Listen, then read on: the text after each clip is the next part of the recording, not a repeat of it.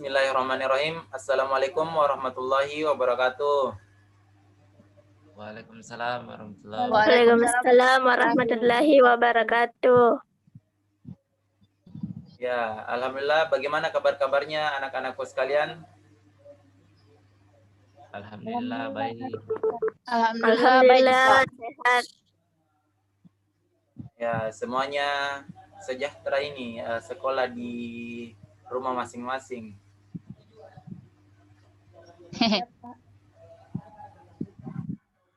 Ya, sekarang Sahrul di mana? Di rumah, Pak. Kalau Ima?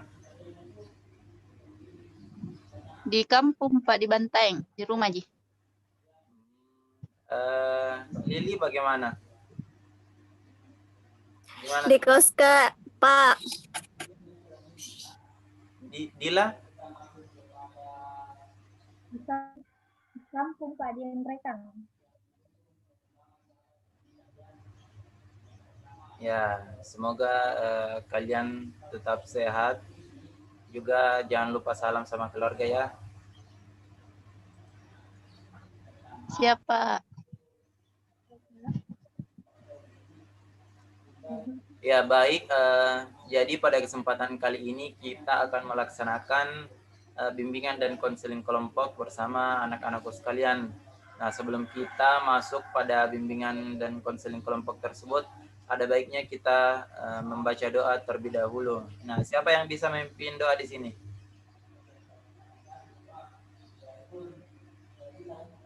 Saya, Pak. Oh iya, silakan Nak Syahrul untuk memimpin doanya. Ya, Pak. Baik, bismillahirrahmanirrahim. Sebelum kita memulai konseling kelompok kita pada hari ini yang dilakukan secara online, alangkah baiknya kita memulai kegiatan ini dengan berdoa sesuai dengan keyakinan masing-masing agar apa yang kita lakukan hari ini itu bernilai berkah di sisi Allah Subhanahu wa taala. Berdoa dimulai.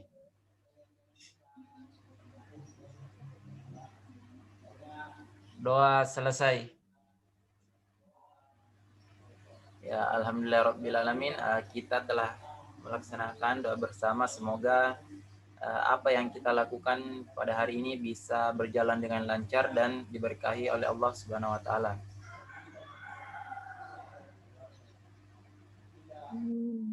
Ya, jadi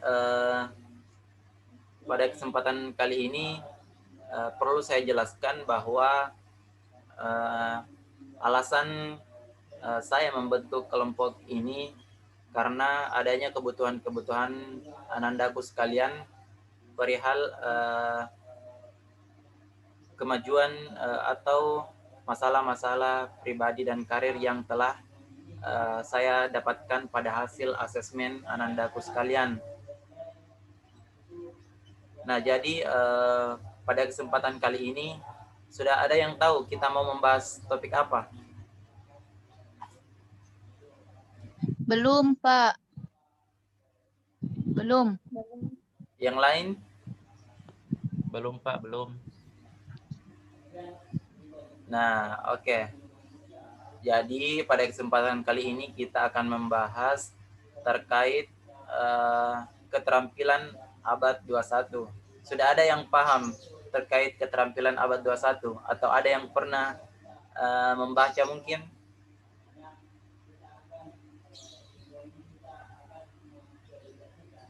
Belum, Pak, belum paham. Kalau saya belum, Pak, baru dengar. Itu pun baru dengar. Belum, Pak. Baru sampai di abad 4. Ya, ya. Kalau Lili bagaimana?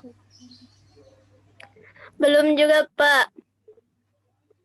Oh, jadi topik ini memang topik yang baru pertama kali ya mungkin didengar oleh anandaku sekalian.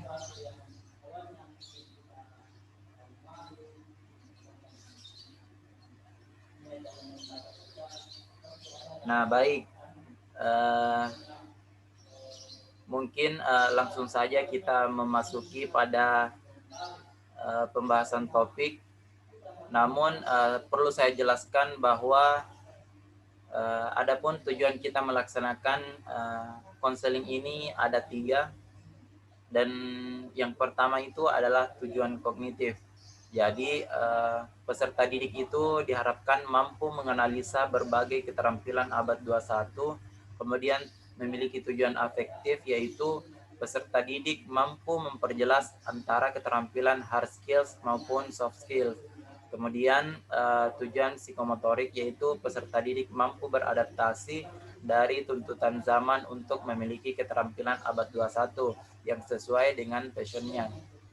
Nah, tidak berlama-lama lagi, saya akan langsung membahas tentang topik ini.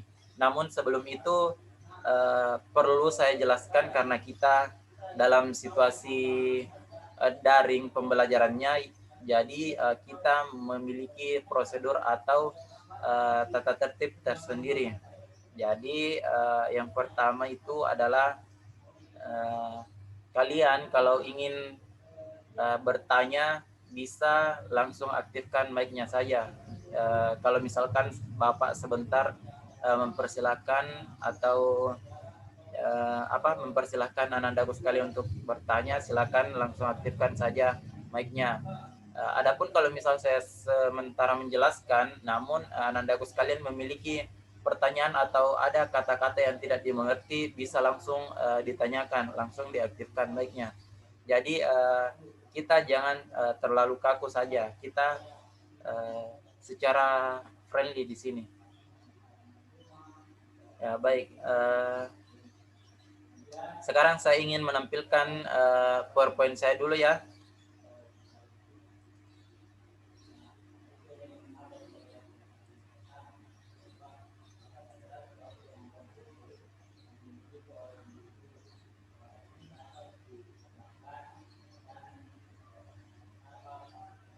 Nah, bagaimana anak-anak? Apakah share screen saya sudah tampil? Tampil mi Pak. Tampil, Ya, Pak. tampil.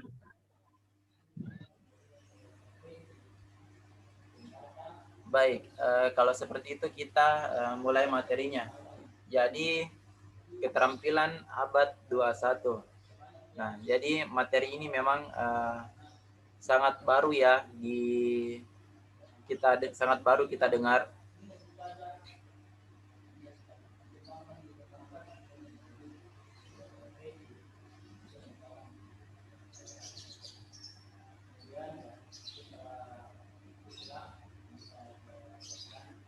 Ulang dulu nah.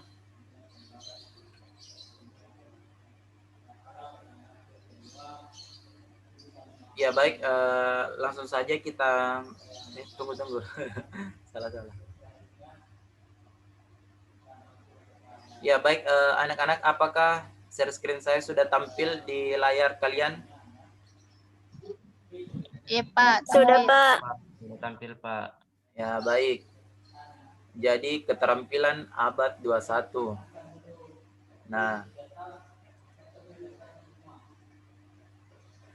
di sini ada salah satu tokoh yang saya kutip, yaitu dari Richard Riley. Ia mengatakan bahwa kita tengah mempersiapkan siswa untuk pekerjaan yang belum ada saat ini, untuk menggunakan teknologi yang saat ini belum diciptakan, untuk menyelesaikan problem yang saat ini belum kita kenal sebagai problem.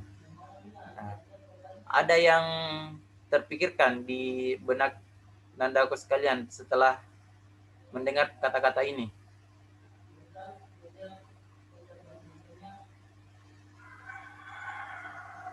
Saya, Pak. Ya, apa Sahrul? Kalau dilihat dari perkataan dari ini Pak, dari PPT yang ditampilkan, kalau sekarang ini siswa itu dipersiapkan untuk masa depan nantinya Pak, terutama dalam bidang teknologi Pak. Ya, betul sekali. Ada lagi yang lain?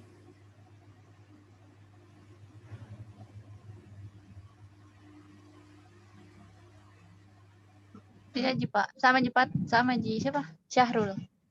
Oh iya, bagaimana dengan Lili?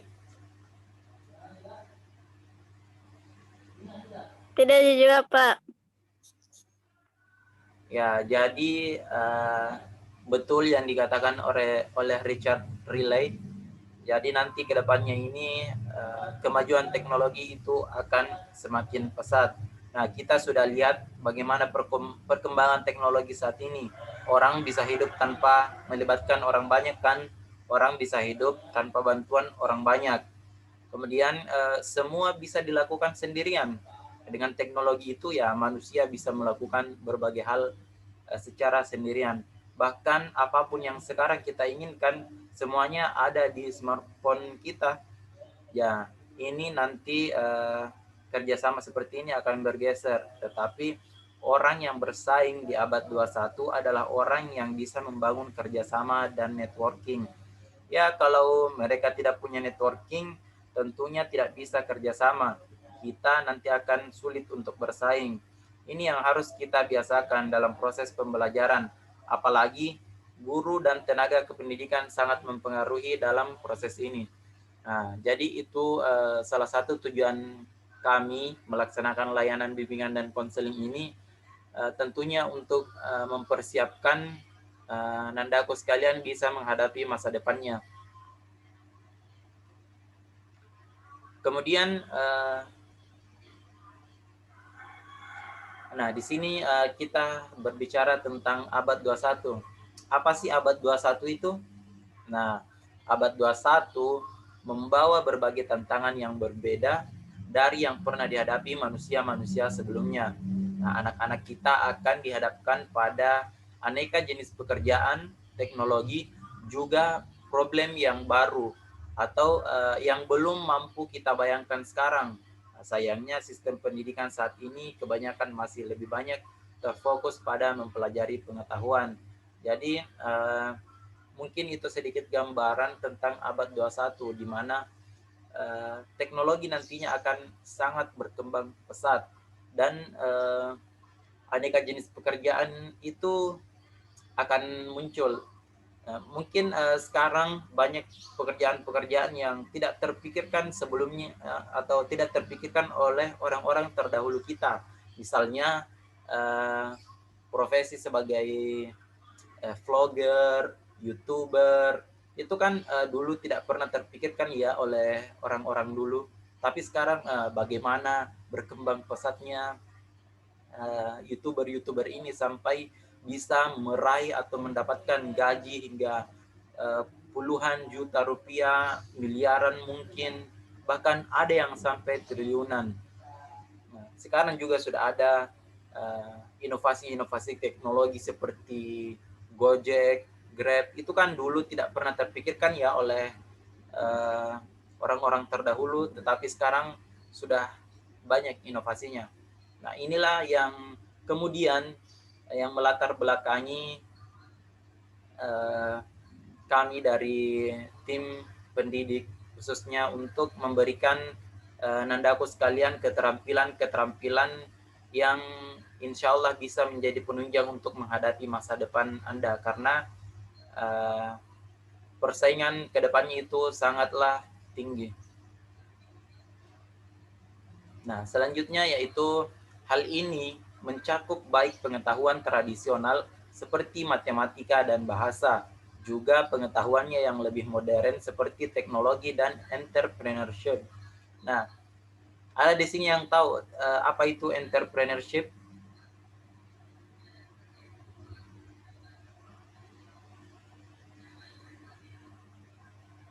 Entrepreneurship bukannya pengusaha ya Pak? Ya, betul. Ada yang lain?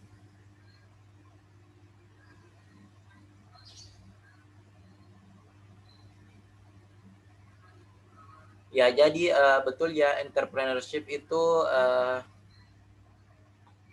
bisa dikatakan sebagai pengusaha atau wirausaha. Jadi entrepreneurship itu juga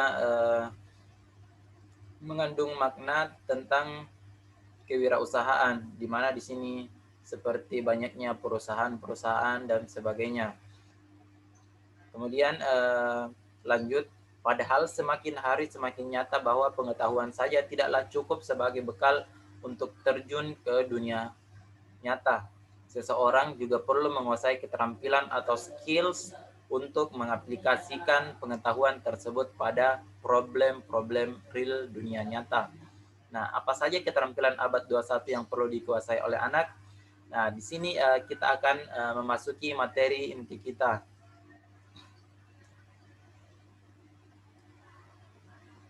Jadi, langsung saja kita memasuki materi inti, yaitu 4C, keterampilan abad 21 dalam mempersiapkan atau menyongsong era baru.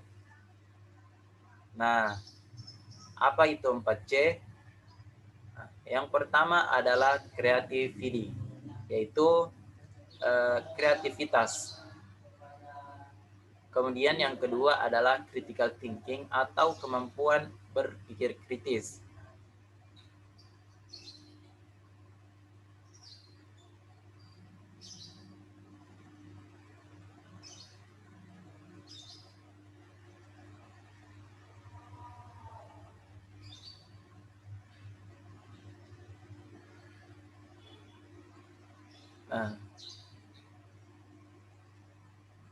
Kemudian yang ketiga adalah, tunggu dulu nah, ulang.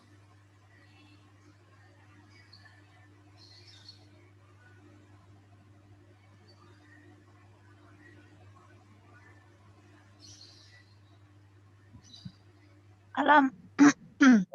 Alam. Oi. Tampilkah kalau sekarang ya ada ya? Iya ada kok. Oke. Nah, jadi baik Nandaku sekalian, langsung saja kita memasuki materi inti kita. Nah, 4C keterampilan abad 21 dalam mempersiapkan menyongsong era baru. Nah, apa saja 4C itu? Yang pertama adalah creativity atau kemampuan berkreativitas.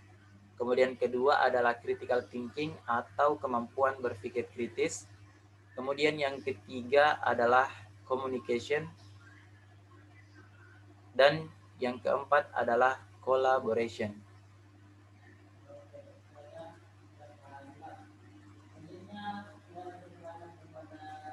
Nah, yang pertama adalah creativity.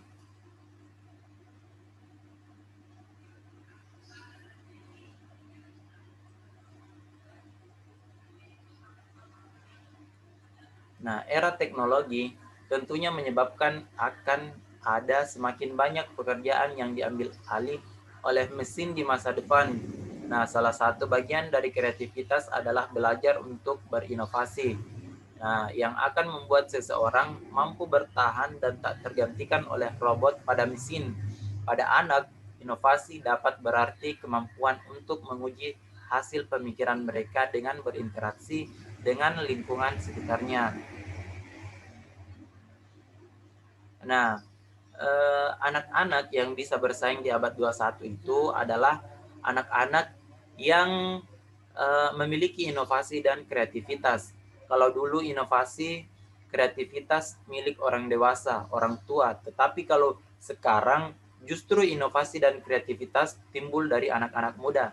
Disinilah kalau kita tidak imbangi, tidak kita tuntun anak-anak kita atau anandaku sekalian untuk menciptakan kreativitas, kalian itu akan sulit menghadapi perkembangan. Makanya untuk bersaing, mendapatkan pekerjaan, nah kita harus memiliki jiwa-jiwa kreativitas. Nah, selanjutnya adalah critical thinking. Nah, tentunya keterampilan untuk berpikir kritis ini merupakan hal yang sangat penting. Karena untuk dimiliki anak-anak kita di tengah derasnya arus informasi di era digital ini,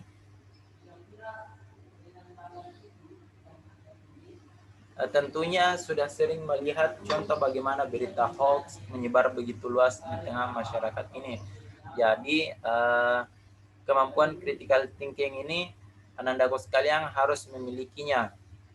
Jangan sampai kita termakan oleh hoax sehingga ada kemungkinan kita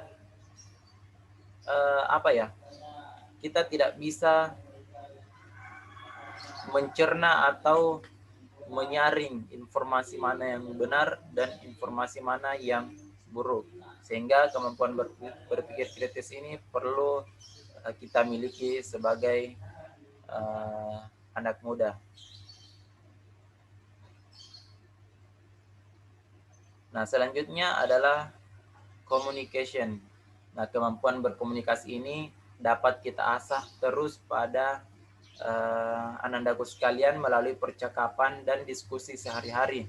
Juga menyediakan kesempatan bagi mereka untuk mengobservasi bagaimana cara komunikasi antara orang dewasa dan anak-anak lain yang seusia.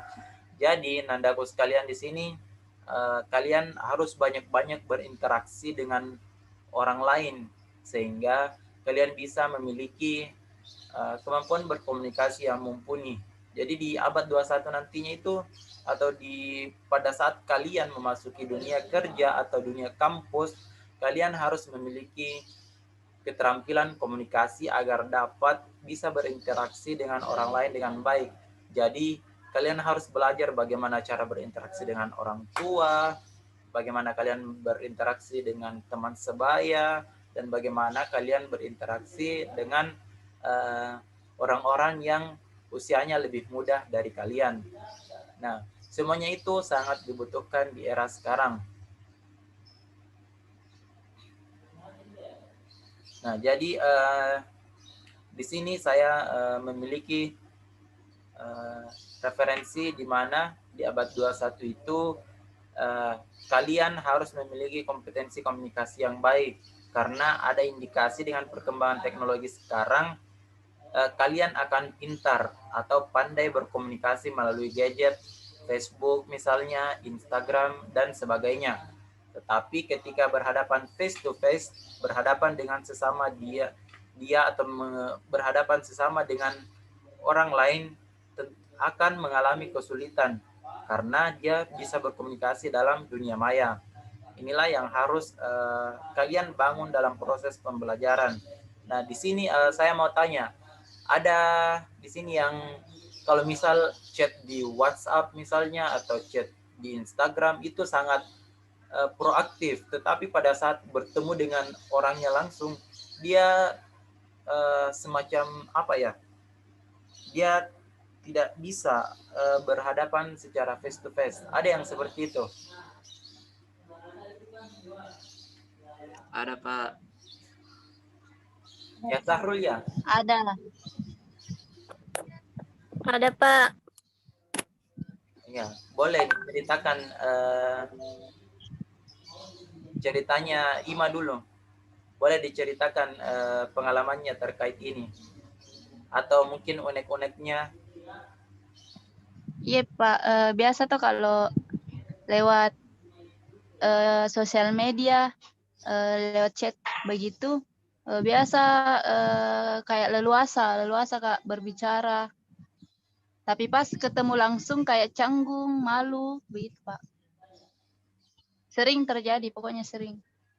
Jadi pokoknya kalau di via online, chat sama teman, biasa leluasa berbicara, tapi pas ketemu langsung kayak canggung, terus kayak malu bicara Pak, diam-diam gitu.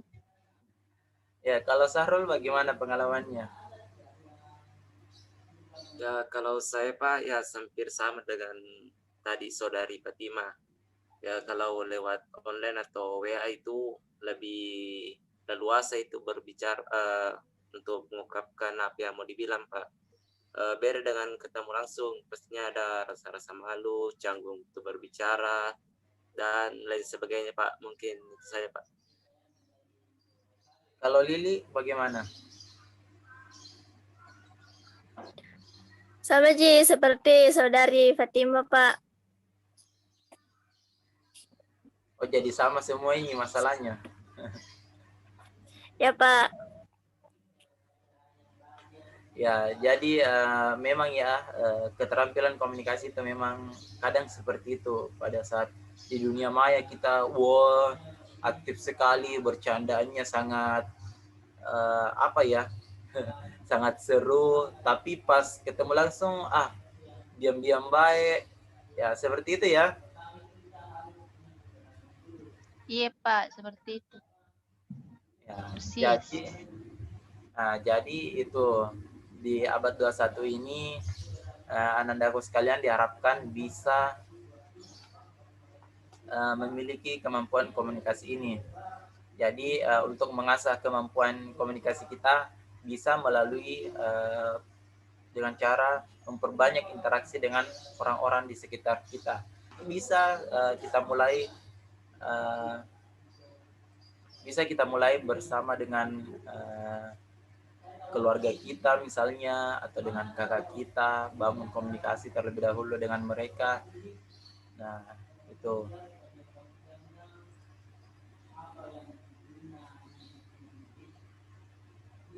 Nah, selanjutnya adalah kemampuan atau C yang keempat adalah collaboration. Nah, dengan berkolaborasi, setiap pihak yang terlibat dapat saling mengisi kekurangan yang lain dengan kelebihan masing-masing. Akan tersedia lebih banyak pengetahuan dan keterampilan secara kolektif untuk mencapai hasil yang lebih maksimal.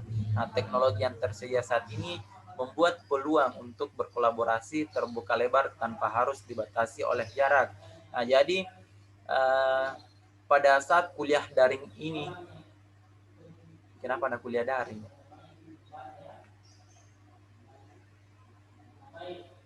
Nah, jadi pada saat sekolah daring ini, tentunya Anandaku sekalian banyak-banyak berkolaborasi secara online, banyak-banyak berkolaborasi secara daring, entahkah itu via WhatsApp, via Instagram, via Facebook. Jadi di sini Anandaku sekalian banyak ya yang sering atau banyak grup WhatsApp-nya di sini. Siapa yang banyak grup WhatsApp-nya di sini? Pak, banyak. Saya lumayan. Ya. Lumayan saya Pak. Ya, jadi memang ya sekarang itu banyak sekali grup-grup diskusi, banyak sekali grup WhatsApp. Nah, itu di situ kita bisa berkolaborasi dengan orang lain. Nah, jadi berkolaborasi ini artinya kita bekerja sama dengan orang lain. Nah, tentunya dengan melihat perkembangan teknologi di abad 21 ini, orang bisa dikatakan sudah bisa hidup tanpa bantuan orang lain. Dan semuanya itu bisa dilakukan sendiri. Nah, karena kemajuan teknologi, tetapi untuk lebih maksimal lagi kita harus berkolaborasi dengan orang-orang di sekitar kita. Nah, itu saja mungkin materi dari pembahasan kita kali ini. Nah, selanjutnya kita akan lanjut ke tahap berikutnya. Nah, jadi di sini saya akan sebelum kita memasuki tahap selanjutnya yaitu sesi diskusi, di sini saya akan menampilkan sebuah video untuk Anandaku sekalian. Jadi setelah Anandaku sekalian ini, selama saya menampilkan atau menayangkan sebuah video ini, Anandaku sekalian harus mengamati isi video tersebut. Bagaimana, sudah siap untuk menonton videonya? Siap, Pak. Siap, Pak. Ya, baik. Sahrul, bagaimana nak Sahrul? Siap. Siap, Pak. Kameranya tidak aktif, nak. Oh iya, Pak, maaf, Pak. Ya, oke.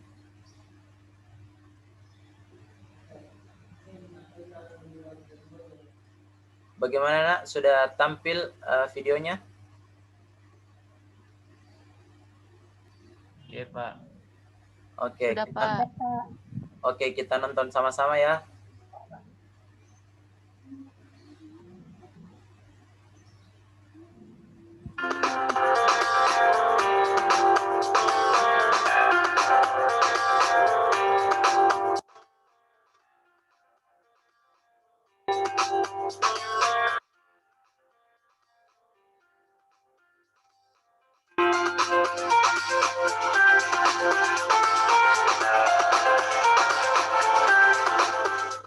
Perubahan dan perkembangan tata kehidupan masyarakat dan dunia kerja sebagai akibat dari pesatnya perkembangan teknologi informasi dan komunikasi berdampak secara nyata pada bagaimana proses belajar dan pembelajaran. Lalu, bagaimana dengan sistem pendidikan kita? Nah, menjadikan tuntutan bagi dunia pendidikan di mana peserta didik membutuhkan keterampilan lebih, merubah proses pembelajaran dari sistem yang telah diterapkan sejak 10 atau 20 tahun yang lalu adalah suatu tantangan yang harus disikapi sebaik-baiknya.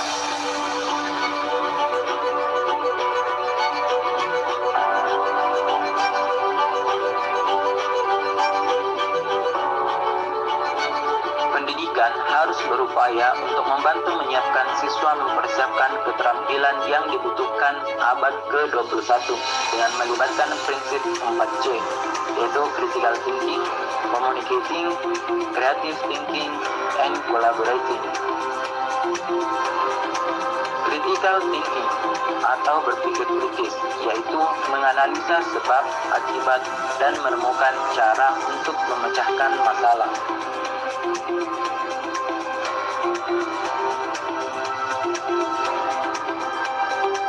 Communicating atau kemampuan berkomunikasi, yaitu di mana memberikan dan menerima ide, memahami kemampuan dan keterbatasan komunikasi teknologi.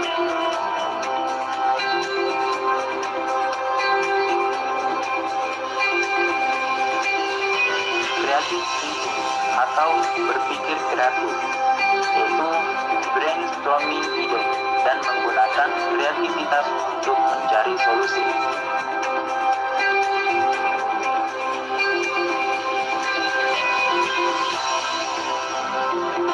Terakhir, collaborating atau kemampuan berkolaborasi, di mana siswa diharapkan mampu bekerja sama untuk mencapai tujuan bersama, berkontribusi sesuai dengan kemampuan dan memutuskan satu opsi sebagai bagian dan pengambilan keputusan.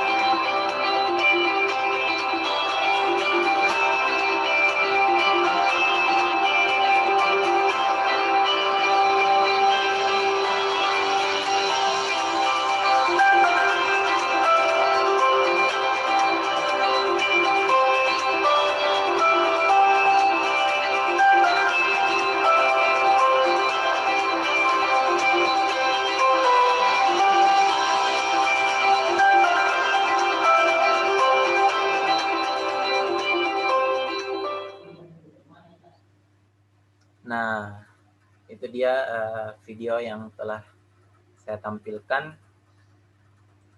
Nah, selanjutnya kita masuk pada sesi diskusi atau sesi bincang-bincangnya. Siapa tahu ada anak-anakku sekalian yang tidak dipahami dari materi yang saya bawakan tadi atau di videonya tadi. Bisa ditanyakan. Oke, saya mulai dari, atau ada yang ingin mengajukan? Saya Pak. Iya, Nak Sahrul. Silakan, Nak. Ya baik Pak, terima kasih atas kesempatannya. Nah di sini saya ingin bertanya mengenai creative thinking Pak. Nah kita tahu bahwa di sekolah-sekolah kita di SMA ya Pak, di kelas saya sendiri, bahwa kita itu tidak terlalu banyak membahas tentang kreatif begitu Pak. Kita hanya fokus pada pengetahuan yang dimana misalnya pelajaran matematika, bahasa Indonesia, dan lain sebagainya. Ya, ini saya mau tanyakan Pak, bagaimana kita menumbuhkan jiwa-jiwa kreatif kita begini Pak? Ya, pertanyaan yang sangat bagus dari Syahrul terkait kreativitas. Nah, bagaimana cara menumbuhkan kreativitas kita? Nah, ada banyak hal-hal yang perlu kita lakukan kalau kita ingin menumbuhkan kreativitasnya. Yang pertama itu adalah kita harus tahu apa yang membuat kita bergairah atau apa passion kita. Nah, di sini misalnya kamu harus mempunyai atau menciptakan misi, pedoman, atau hal-hal penting yang ingin kamu lakukan. Kemudian yang kedua itu kamu harus menemukan ide. Nah, berapa kali ide-ide luar biasa terhenti sampai akhirnya kamu lupa. Nah, artinya jika ada ide yang terlintas di pikiranmu, maka langsung catat. Kemudian sisihkan waktu kalian untuk refleksi dan introspeksi diri. Kemudian ciptakan komunitas.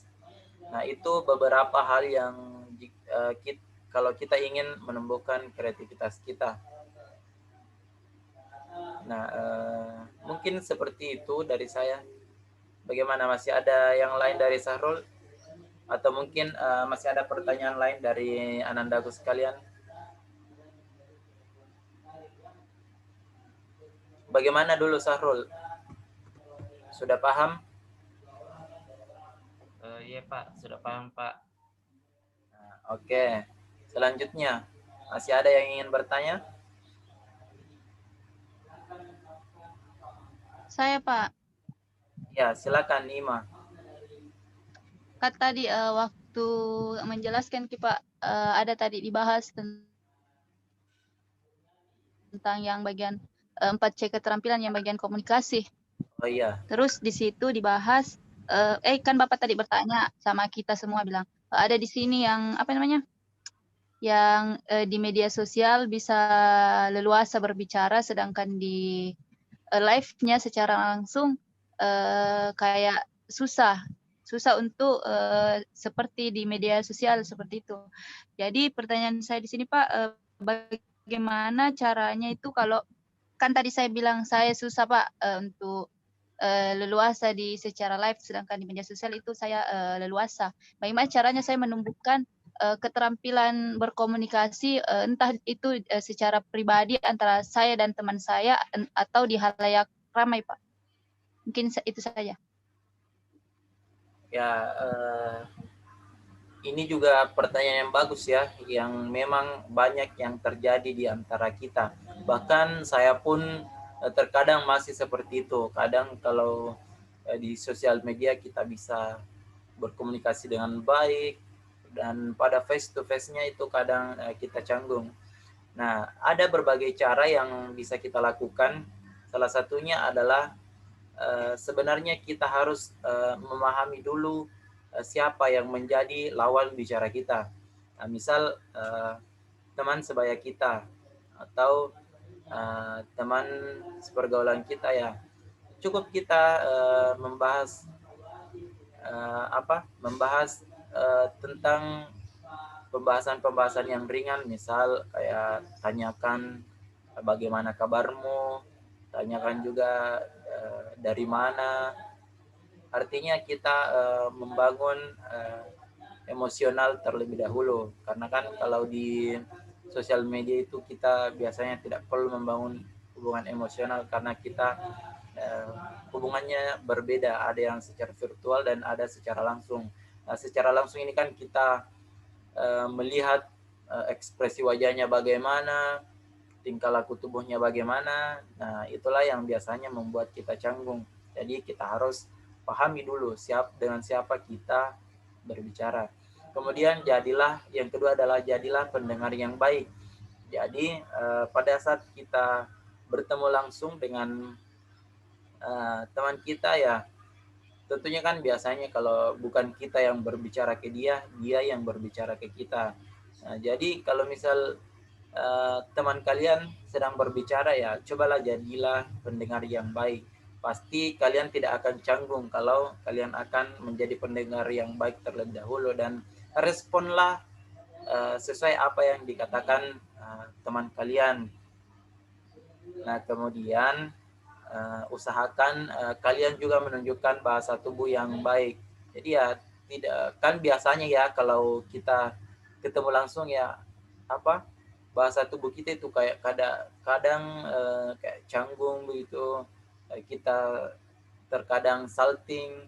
Ada biasa yang salting kalau ketemu langsung dengan orang yang sering di chat.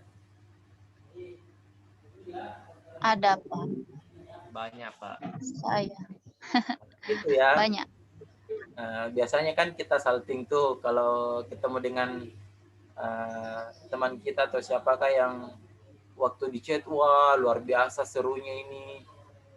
Dan pada saat ketemu langsung, kadang itu kita salting atau apa ya, terbata-bata saat berbicara dengan itu. Jadi ya usahakan kita menunjukkanlah bahasa tubuh yang wajar supaya kita, teman bicara kita juga merasa nyaman bersama kita.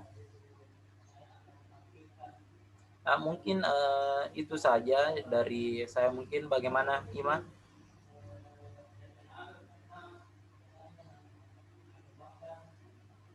Iya Pak, saya rasa saya sudah paham. Tapi sempat ada teman-teman yang ingin berpendapat, bisa? Ya, bisa sekali. Ada yang ingin menambahkan?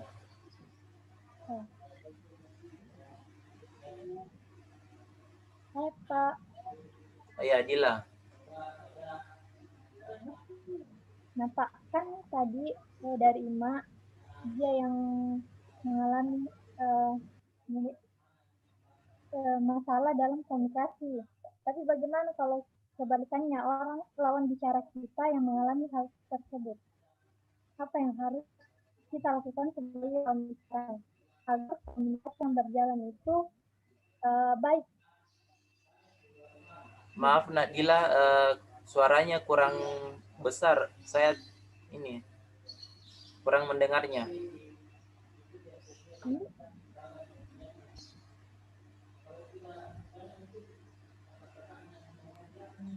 Kan yang dikatakan oleh saudara Ima, bahwa yang mengalami masalah itu dia jika bertemu langsung dengan orang yang ditemani berkomunikasi melalui media sosial.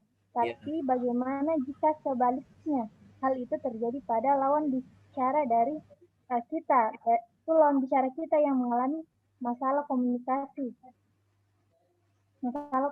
dengan kita, apa yang harus kita lakukan untuk mengatasi hal tersebut agar komunikasi itu tetap berjalan dengan baik?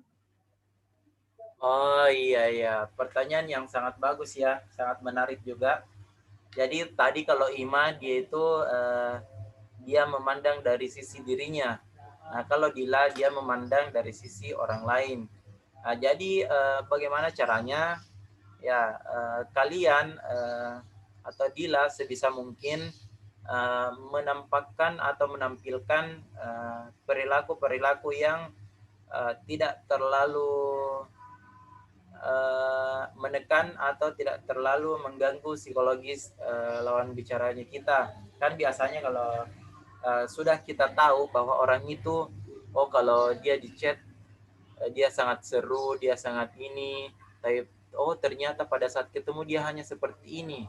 Nah, di sini Dila sebisa mungkin jangan mengaitkan hal itu. Jangan sampai Dila mengatakan bahwa kok kamu kalau di chat itu seru banget tapi di sini diam-diam sekali. Nah, itu jangan sampai dikatakan seperti itu, tapi cobalah untuk memahami lawan bicaranya. Mungkin Dila bisa menanyakan atau membuka percakapan dengan temannya yang seperti itu. Jadi kalau sudah ditahu memang karakternya seperti itu, ya kita yang sudah tahu diusahakan untuk mengimbangi hal tersebut. Ya, bisa dengan cara memulai percakapan terlebih dahulu atau bercerita. Ya, intinya seperti itu. jangan sampai kalian diam-diam baik juga. Kan tidak enak juga yang teman kita ya, karena tapi saya yakin jika kalian atau jika Dila menemani dia berbicara, pasti dia akan perlahan atau sedikit demi sedikit akan membuka bicaranya juga. Ya mungkin seperti itu.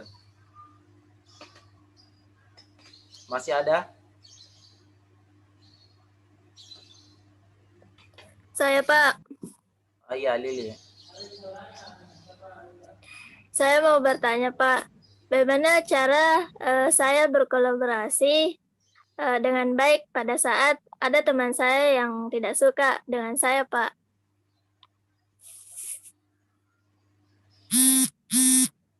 Jadi Lili ini ingin tahu bagaimana caranya berkolaborasi, sedangkan ada temannya yang tidak suka padanya. Nah, jadi jika ada kejadian yang seperti itu, apalagi kan misal ini temannya Lili, teman kelas atau teman apa ya? Teman kelas Pak. Oh iya, kalau ada teman kelasnya yang seperti itu, mungkin Lili bisa tanyakan kepada temannya, kenapa sih dia tidak suka kepada Lili. Nah, itu harus diketahui terlebih dahulu, karena jangan sampai hubungan kalian itu menjadi renggang, sehingga pada saat ada kerja-kerja kelompok misalnya, Lili tidak bisa bekerja sama dengan baik dengan temannya itu, atau tidak bisa berkolaborasi dengan temannya itu kan menjadi suatu penghambat lagi bagi proses pembelajarannya Lili dan temannya. Jadi sebisa mungkin usahakan bisa mengetahui dulu masalahnya apa, atau bisa juga datang ke saya untuk melakukan bimbingan dan konseling di ruang BK nantinya. Ya mungkin itu saja. Bagaimana Lili? Makasih Pak atas jawabannya. Baik. Apakah masih ada? Tidak, Pak. Oke, baik. Nah, saya rasa Nandaku sekalian sudah paham ya terkait hal-hal yang telah kita diskusikan pada bimbingan dan konseling kelompok kali ini. Nah, untuk memastikan bahwa Nandaku sekalian sudah memiliki pemahaman yang cukup, saya ingin memberikan kesempatan kepada masing-masing anggota bimbingan kelompok untuk menyampaikan kesimpulan dari pembahasan kita terkait keterampilan abad 21. Ya, mungkin saya mulai dari Naima dulu. Ya, terima kasih atas waktunya, Pak. Di sini saya akan menyimpulkan tadi materi dari pembelajaran abad 21. Jadi pembelajaran abad 21 adalah pembelajaran yang dirancang untuk generasi abad 21, yang dimana teknologi terkini pada komunikasi dan informasi berkembang sangat maju secara pesat sehingga mampu mempengaruhi kehidupan. Di abad kedua, di pembelajaran abad ke-21 itu memiliki konsep 4C di dalamnya, yakni creativity atau kreativitas, yang kedua kolaborasi atau kerjasama, communication atau komunikasi, dan berpikir kritis, critical thinking, yang dimana creativity atau kreativitas di mana untuk bisa membiasakan diri dan melakukan dan menjelaskan setiap ide yang ada di kepala. Selanjutnya kerjasama atau kolaborasi. Di sini kita diajak untuk belajar membuat kelompok dan menyesuaikan di dalam kepemimpinan. Tujuan kerjasama bekerja efektif dengan orang lain dan meningkatkan empati, mau menerima pendapat orang lain. Selanjutnya itu di komunikasi. Di komunikasi ini kita di komunikasi ini kita belajar untuk bisa menguasai, mengatur dan membuat hubungan komunikasi yang baik antar kelompok ataupun individu secara tulisan maupun tidak tertulis. Selanjutnya di berpikir kritis, di sini di berpikir kritis ini kita bisa tunggu dulu, cut gitu. Oh ya. Selanjutnya di sini berpikir kritis. Ini merupakan yang paling penting pada pembelajaran abad 21 ini karena berpikir kritis dan pemecahan masalah akan mengajak kita untuk berpikir secara deduktif, secara mandiri yang bertujuan untuk menguasai dan mampu menyelesaikan masalah yang rumit. Mungkin itu saja dari saya, Pak. Saya kembalikan ke Bapak. Ya, luar biasa ya dari Ima kesimpulannya. Ya, saya sangat mengapresiasi atas kesimpulan dari Ima. Ya, selanjutnya dari Nak Sahrul mungkin. Ya Pak, terima kasih atas kesempatan yang diberikan.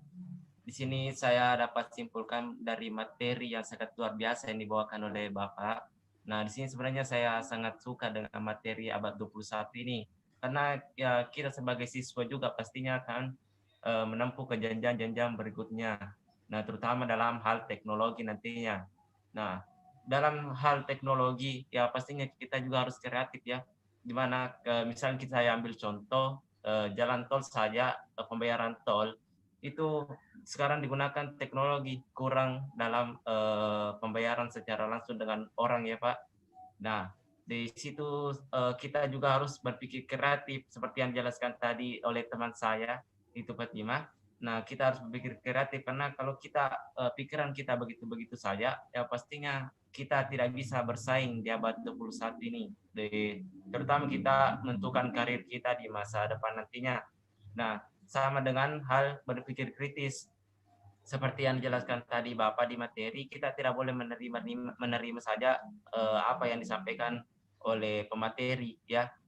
Misalnya kita SMA, kita diskusi. Nah, kebanyakan itu dari teman-teman bertanya, ya langsung terima saja. Tidak menanyakan kembali apa alasannya, apa tujuannya. Nah, itu. Nah, kemudian dalam kolaborasi sama berkaitan dengan komunikasi, ya kita harus memperbaiki juga komunikasi sesuai dengan PPT yang ditampilkan tadi. Kita harus memperbaiki bagaimana kita berkolaborasi dengan anak-anak, dewasa, maupun orang tua. Begitu juga sebaliknya. Nah, sama dengan kolaborasi, bagaimana kita berkolaborasi, kita juga dapat belajar dalam kolaborasi itu. Kita belajar dengan orang lain dalam bidang lain, ataupun dalam komunitas atau organisasi. Mungkin itu saja, Pak. Bagus. Ya, baik, Nandaku sekalian, bagaimana dengan yang lain? Silakan disampaikan kesimpulannya. Mungkin dari Dila.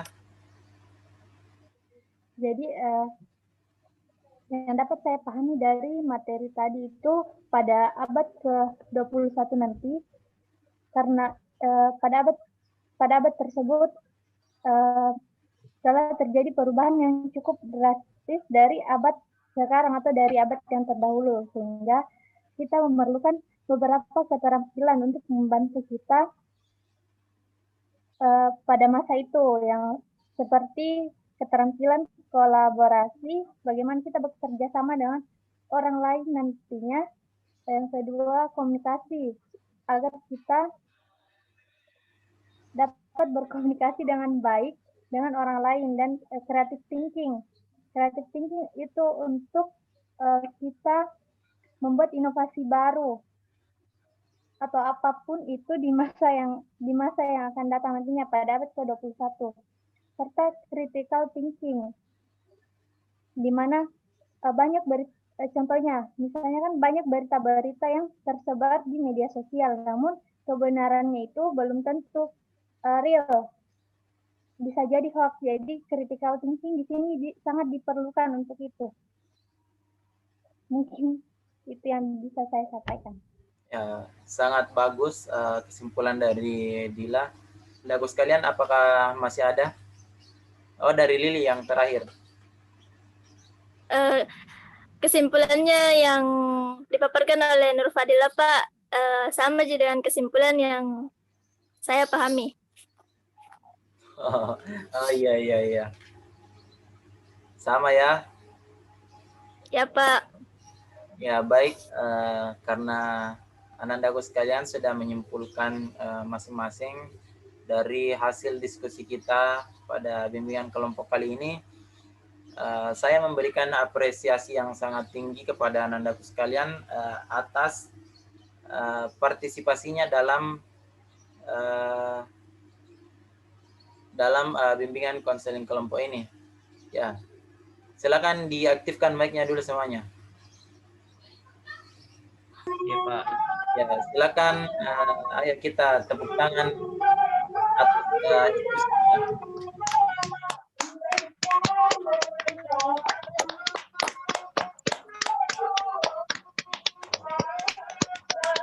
Ya, alhamdulillah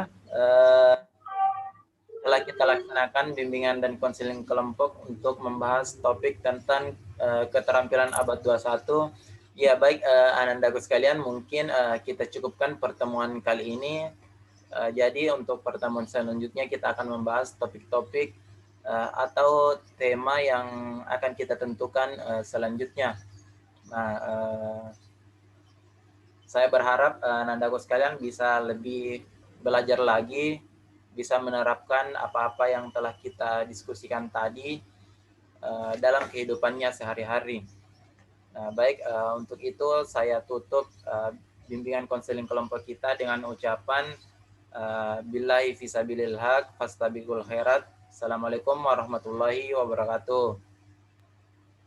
Waalaikumsalam. Waalaikumsalam warahmatullahi wabarakatuh. Terima kasih Pak. Sama. Terima kasih Pak. Ya, Ada, sama. Pak. Ya, saya langsung ya akhiri roomnya.